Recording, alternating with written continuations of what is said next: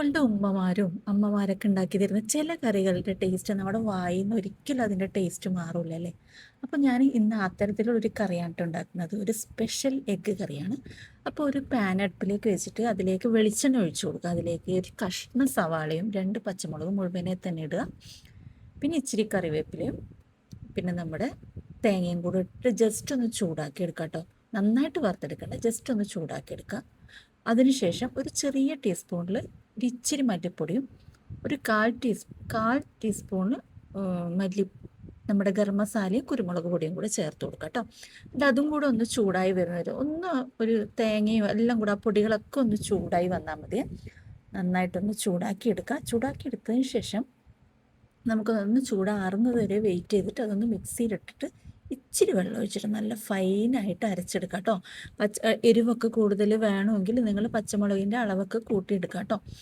എന്നിട്ട് നമുക്കിതൊന്ന് മാറ്റി വെക്കാം. അപ്പോഴത്തേക്കും നമുക്ക് അതൊന്ന് അരച്ച് മാറ്റി വെച്ചതിന് ശേഷം നമ്മളൊരു ചട്ടി അടുപ്പിലേക്ക് വെച്ചിട്ടുണ്ട്. എന്നിട്ട് അതിലേക്ക് വീണ്ടും ഇച്ചിരി വെളിച്ചെണ്ണ ഒഴിച്ചു കൊടുക്കാം. നിങ്ങൾ വെളിച്ചെണ്ണയിൽ തന്നെ ഈ ഒരു റെസിപ്പി ഉണ്ടാക്കണം കേട്ടോ. നല്ല ടേസ്റ്റ് നമുക്ക് കിട്ടത്തുള്ളൂ. അത് നന്നായിട്ട് ചൂടായി കഴിയുമ്പോൾ ഒരു ചെറിയ പീസ് സവാളയുടെ സ്ലൈസായി അരിഞ്ഞത് ഇട്ട് കൊടുക്കുക. ഒരു ചെറിയ കഷ്ണം തക്കാളി, ഒരു ഇച്ചിരി മഞ്ഞൾപ്പൊടി, ആവശ്യത്തിന് ഉപ്പ്. നമ്മൾ നേരത്തെ ഉപ്പൊന്നും ചേർത്തിട്ടില്ലല്ലോ, അതും കൂടെ ചേർത്തിട്ട് ഒന്ന് ഇളക്കിയിട്ട് ലോ ഫ്ലെയിമിലിട്ടിട്ട് ഒന്ന് അടച്ച് വെക്കുക കേട്ടോ. അതൊന്ന് ഉടഞ്ഞു വരാനായിട്ടാണേ.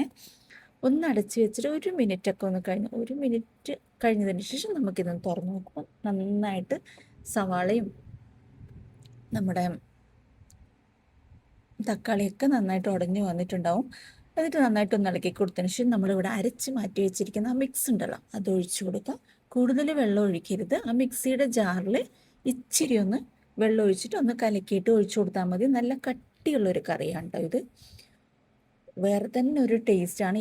ഈ ഒരു തേങ്ങയുടെ ആ തിളച്ച് വരുമ്പോൾ ആ ഒരു മണവും ആ വെളിച്ചെണ്ണയൊക്കെ കൂടെ വരുമ്പോൾ തിളച്ച് വരുന്ന സമയത്ത്, തിളച്ച് പൊട്ടി വരുന്ന സമയത്ത് നല്ലൊരു സ്മെല്ല് വരും കേട്ടോ. അപ്പോൾ ഇങ്ങനെ കുതിച്ചു മറിയാനായിട്ട് സമ്മതിക്കരുത്. തിള പൊട്ടി വരുമ്പോൾ ഒന്ന് ഇളക്കി കൊടുക്കുക, വീണ്ടും ഒന്ന് തിള പൊട്ടി വരുമ്പോൾ ഇളക്കി കൊടുക്കുക. അങ്ങനെ ആക്കി എടുക്കുക കേട്ടോ. തിളച്ച് മറിയാനായിട്ട് സമ്മതിക്കരുത്. എന്നിട്ട് നമുക്ക് പുഴുങ്ങി വെച്ചിരിക്കുന്ന മുട്ട ഇതിലേക്ക് ഇട്ട് കൊടുക്കാം. എന്നിട്ട് ജസ്റ്റ് ഒന്ന് മുട്ടയും കൂടി ഇട്ട് കൊടുത്തതിന് ശേഷം ഒരു മിനിറ്റ് ഒന്ന് ലോ ഫ്ലെയിം, ഒരു 1-1.5 മിനിറ്റ് ലോ ഫ്ലെയിമിൽ വെച്ചിട്ട് ഒന്ന് അടച്ച് വെക്കുക കേട്ടോ. അതിൻ്റെ ഒന്ന് കുറുകിയ ഒരു അരപ്പൊക്കെ ഒന്ന് ആ മുട്ടയിലൊക്കെ പിടിച്ചൊന്ന് വരുന്നത് വരെ വെയിറ്റ് ചെയ്യാം. ഓൾറെഡി നമ്മുടെ കറി ഇപ്പോൾ റെഡി ആയിട്ടുണ്ട്. നന്നായിട്ട് വറ്റി കുറുകി വന്നിട്ടുണ്ട്. കുറച്ച് മല്ലിയിലയും കൂടെ ആവശ്യമാണെങ്കിൽ മാത്രം, മല്ലിയില എല്ലാ വേപ്പില ഇട്ട് കൊടുക്കുക. അപ്പോൾ ട്രൈ ചെയ്ത് നോക്കിയിട്ട് ഫീഡ്ബാക്ക് അറിയിക്കുക. Okay, thank